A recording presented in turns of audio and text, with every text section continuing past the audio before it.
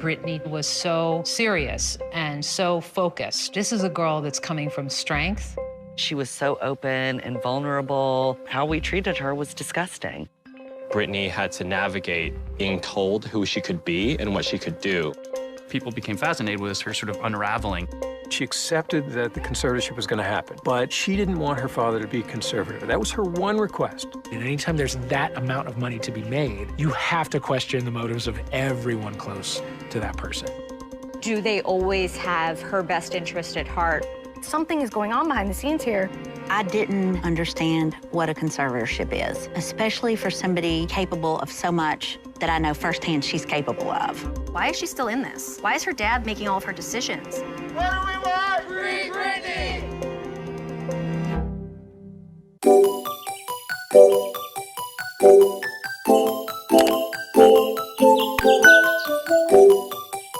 Hi everyone, my name is Dana, and today we are going to be diving into the new documentary that was recently made about Britney Spears. So it was released on Hulu under a series called The New York Times Presents, and it's just one episode on there called Framing Britney Spears.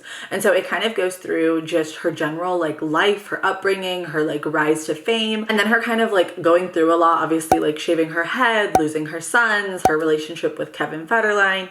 And it kind of goes through all of that into today, where we don't really see a lot from her. So I want to kind of back up and talk about why I'm even interested in this whole topic. So I will say, growing up, I was a pretty big Britney Spears fan.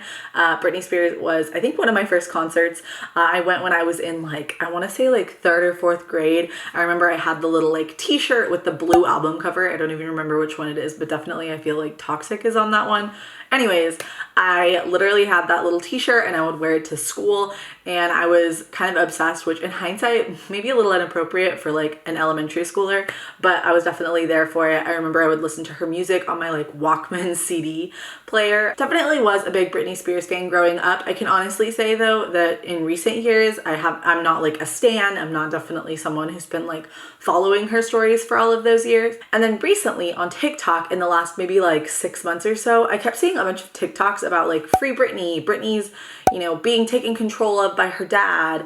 And I kept seeing all of these things. And honestly, I just kind of thought that it was a conspiracy theory. I didn't think too much of it. I was people are crazy. I feel like there's always crazy stuff going around on TikTok, and it wasn't something that I thought a lot about until last night when my friend suggested that we watch a documentary on Britney Spears, and it was honestly a little bit mind-blowing. So like I said, it kind of went through the upbringing of Britney Spears. So she was a young girl. She grew up in Louisiana, very middle of nowhere town, and she kind of had this rise to fame where she worked really hard. She performed at malls. She really, it seems had very humble beginnings. There was a time where you were struggling to really make ends meet, and you saved all the money you could to get singing lessons for Britney. How did you manage to do all of that? It was really hard. A lot of times we would rob from Peter to pay Paul. It was really hard. And then kind of came to a place of stardom, really. And I think that it was unusual at that point for people to come to this, total stardom at such a young age. I feel like now with TikTok and everything, it's becoming more and more common. But I feel like it was really the first of her kind where she reached this magnitude of stardom, and she was so young. There is no bigger star in pop music than Britney Spears. It's so exciting. It's really exciting. I'm very flattered. Are you even surprised at how fast this has happened to you? Oh my goodness, yeah. It's all of a sudden, it seems like overnight, just boom, you're famous. It's weird. One thing that I didn't really connect that was really evident in the interviews that they were showing was just how inappropriate different, news sources or interviewers were with her. They were asking her at such a young age, the age of 8 or 9, if she had a boyfriend. They were asking her about her virginity, things that were so deeply personal, and she's a 14, 15-year-old girl. The most adorable, pretty eyes. You have a boyfriend? No, sir. Why not? They're mean. Everyone's talking about it. What? Well, your breasts.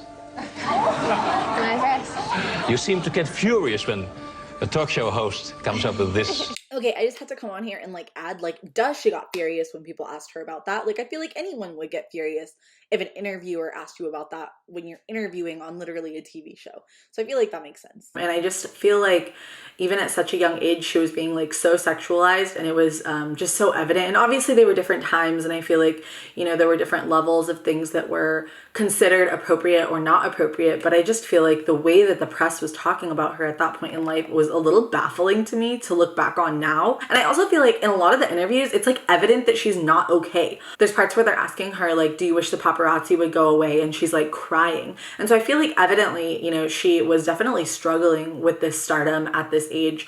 What do you think it'll take to get the paparazzi to leave you alone? I don't know. Is that one of your biggest wishes?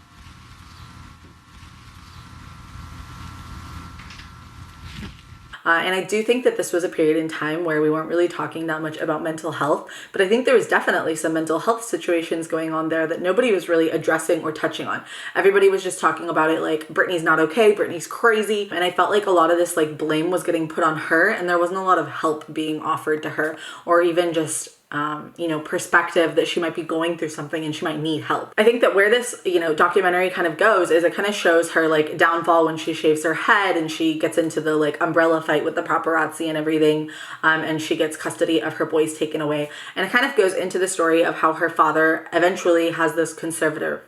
Is that how you say it?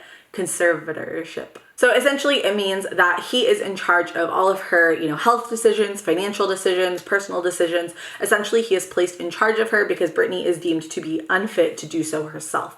Now I thought this was really interesting because it felt like up until this point, you know, Britney was making a lot of decisions about her career. It seems like she was very in control of her career, and that's kind of what the documentary is showing. It was interesting to me that her father specifically was put in charge of this conservatorship because it seemed like up until this point, her father hadn't had a lot to do in her life. It seemed like her father had kind of been dealing with his own maybe life or like mental health struggles on his own. Jamie, Britney's father, wasn't around very much when Britney was growing up. We know that Jamie was struggling with alcohol, and he later goes to rehab. He drifts in between construction, being a cook, tries to open a gym business that didn't work out, and later ends up filing for bankruptcy. And it definitely seems like her manager and her mom were kind of the ones who were a little bit more present. So from the beginning, that was a little bit interesting that he was the one kind of placed in charge of her whole finances and life and everything. Another thing that I found very interesting was about a month after she, you know, had this downfall and, you know, was considered so unstable she couldn't take care of herself. You know, about a month after that, she goes away, she stays with her dad, and then she kind of comes back and has this resurgence where she's like working super hard. She's doing more shows. She has a residency in Vegas, and all of this starts happening again. And this is at the point where her dad is kind of taking control of her life and her finances. And so I thought that that was very interesting that this person who was deemed unable to literally make any choices on behalf of themselves is now living the life of a pop star again. And I felt like that in and of itself just seemed a little bit weird to me. That's where we kind of come to this like Free Britney movement. So, you know, her dad has the conservatorship, and then eventually she kind of just faded off kind of the grid, I feel like. And she started posting these posts on Instagram that people started reading into a little bit. So things like, there's always a way to freedom, or, you know, life is always dreaming. And people started reading into these and basically thinking that Britney was sending these like secret messages through her Instagram, telling people that she wants freedom. That's kind of where we started noticing more and more these very cryptic things she would post, like a hole cut out in a wall, and the caption is, "There's always a way out." And it was just like, God, like, what is this? It almost seems kind of dark. And I think the conservatorship is something that is still currently being discussed in courts and whatnot. She recently went to a legal battle to try to get that conservatorship taken away from her dad and put in someone else's hands. I believe she wanted a bank to take it over, and she actually lost that case. And so she was not released from that conservatorship, but rather I believe it was made a co-conservatorship where her dad and the bank are both kind of in charge of her finances. Overarchingly, I found this documentary just to be so interesting. I feel like the whole kind of narrative of Britney Spears is she was this teen pop idol who went crazy and then kind of disappeared and fell off the grid. And I feel like there's actually a lot more to it than that. And this documentary kind of gave us some of that behind the scenes and kind of some interesting perspective on that. Yes, she was this teen pop star, but I do feel like the way the media managed it and the way the paparazzi managed it and everything was just so outrageous, and it makes sense that she went crazy. I feel like I would go crazy too if, you know, during every interview I was being asked about inappropriate parts of my body or my you know, anything really. It was just so inappropriate. She also just had such an extreme lack of privacy during a period in her life where it seems like she was going through a lot, both mentally with her, you know, husband, with her sons, and then it seems like with her parents herself too, with them trying to kind of take control of everything that she's doing. So she's obviously going through a lot. She's going to the gas station and she literally can't walk through the gas station because paparazzi is all over her. And obviously, you know, part of that is part of fame, and that's kind of what you walk into when you become a superstar. But at the same time, I just feel like the media narrative was so one-sided and so ignorant to her mental health struggles at that time that I would imagine it would be hard to kind of come back from that. On top of that, I think the fact that she's placed in this conservatorship with her dad, who she's repeatedly said she does not want to be in charge of her life and her finances, is a little baffling to me as well, because I feel like even if she's deemed to be unfit to be in charge of her own things, I think at the very least it should be someone who she wants to be in charge of that, or who, you know, she thinks is a suitable person to be in charge of that.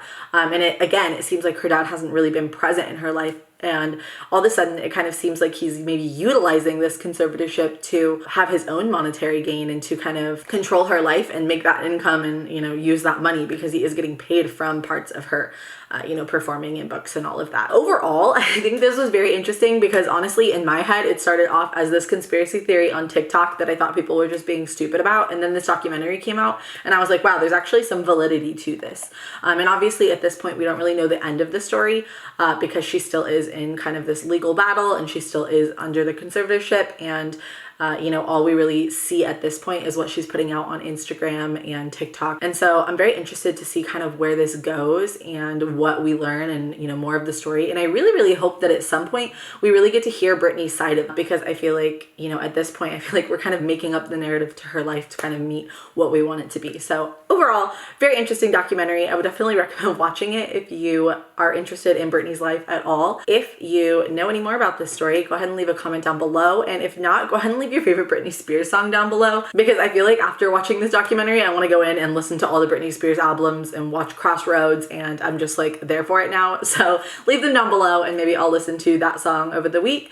And thank you guys so much for watching. If you haven't already, go ahead and subscribe to my channel. I am trying to get monetized, so I'm trying to reach 1,000 subscribers, so it really does help me out if you do that.